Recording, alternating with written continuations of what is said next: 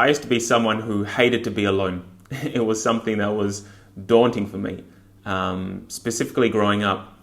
And after I finished the military, I actually put myself in situations where I went to the desert for a few nights by myself, the most quiet place where there's no one around. And it was something that I learnt to really love as a part of my life. I don't think I'd like to be in the desert all my life, but certainly there's times where there's a huge amount that I got from it.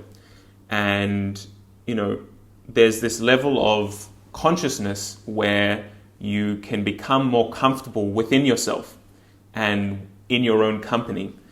And whilst connecting and reaching out is always, something that is good, I think what's less talked about is how to connect with us, how to learn how to enjoy company and time to ourselves, and hit a level of understanding that, it's also okay just to be you and just to be with you. Can you share some of your experiences or some of your insights about what it means to really learn or kind of go through a process of understanding yourself and how to be with yourself?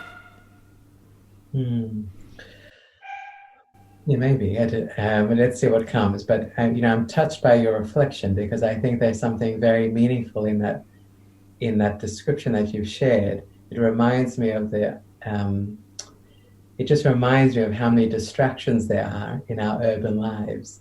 Yeah, that not just distract our attention, but actually distract us from ourselves. So sometimes when we go to the desert or go into a quiet place, whether it's a rural setting or in the countryside or the desert, wherever it is, it enables us to actually travel deeper and further within. Yeah, because we don't have those distractions that are kind of gnawing at our attention and gnawing for our money, for our time, etc. So I think, yeah, I'm very touched by that description. It's a good reminder to me and hopefully to your listeners too, to take that time out to connect with the self. I believe that all change, all meaningful, sustainable change happens from the inside out. I know that some models are about the outside in, yeah, but I advocate for the inside out model. That if we kind of think of our world in perhaps in concentric circles, right in that innermost domain, in that innermost chamber is the self. And once we're able to do the work there, it reverberates out and it touches other dimensions of our lives, our family, our community, our country, the world at large, to be very idealistic here, but it goes out from the in. And I think that it takes courage to look within, to travel within. It takes persistence. It takes, sometimes we need support to do it. Sometimes we can't do it alone, and support might be, again, professional support, but it might be friendship. It might be spiritual mentorship. It might be professional mentorship. It might be a bus driver who we have a wonderful conversation with some days, yeah. That because I think through conversations and I think through questions, we're awakened. It's as though chambers within us are awakened that call us to go there, to ask questions, to think deeply, to contemplate, to review, to make meaning. And I think that at the essence of self-development and self-work is the process of making meaning. Yeah, the meaning of my life, of my story, of the various chapters that I've lived, of who I am, and how these all fit together in the broader narrative of my life. So I think there are multiple dimensions. There's a myriad of dimensions to self-work, but questions, consideration, meaning, these are some of the bases of that work. I'm not sure if I've answered your question, but that's kind of where my mind took me. Absolutely. I think the one thing that I can really connect to is this concept of distractions, because I can only speak from my personal experience. I'm no real expert on this, but when I go down to the desert or when I go to somewhere where I can just disconnect, it does take a few hours to, it almost feels like a detox.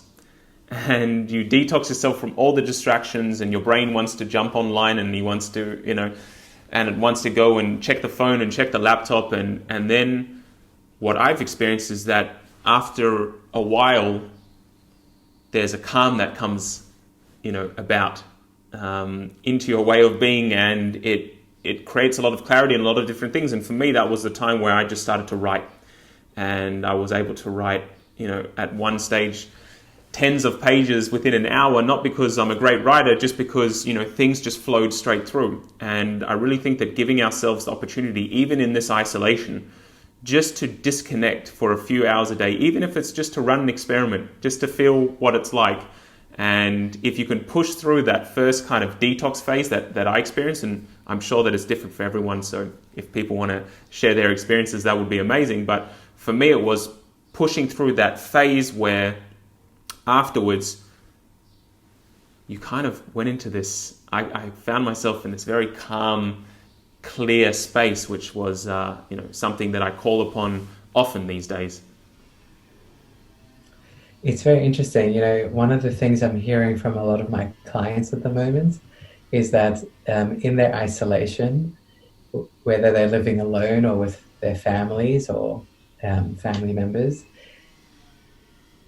a lot of them are, not all of them, but a lot of them are telling me that they actually feel as though the broader issues and challenges in their lives have been silenced. Yeah, that they've kind of, this new reality has put their lives into a new perspective, into a new spotlight.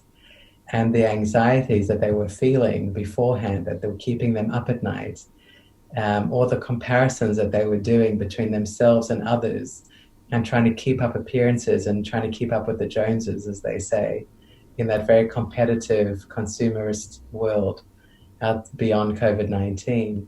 In the absence of all of that, they actually feel okay, and they know that they're okay. And I find that a very interesting turn of events. But I think it goes to what you're describing too, that when we're able to turn off the noise, can actually return to myself. Yeah, and at that very innermost chamber of being is a sense that I'm okay, and it will be okay, and that everything is actually okay.